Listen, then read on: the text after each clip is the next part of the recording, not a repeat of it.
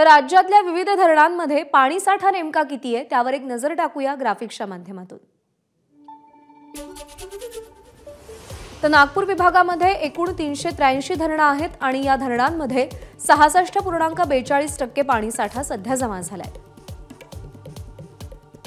अमरावतीमध्ये 264 धरणं आहेत आणि 62.22% पाणीसाठा इथे जमा झालाय। छत्रपती संभाजीनगरमध्ये 920 धरणं आहेत आणि 30.74% पाणीसाठा जमा झालाय।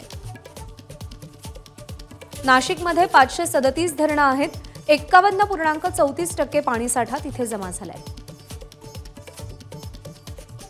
पुणे विभागात 720 धरणं आहेत आणि 64.21% पाणीसाठा जमा झालाय। कोकणामध्ये 113 धरणं आहेत आणि 84.19% पाणीसाठा जमा झालाय। तर राज्यातल्या विविध धरणांमध्ये मिळून एकूण 58% पाणीसाठा जमा झालाय। एबीपी माझा, उघडा डोळे बघा नीट।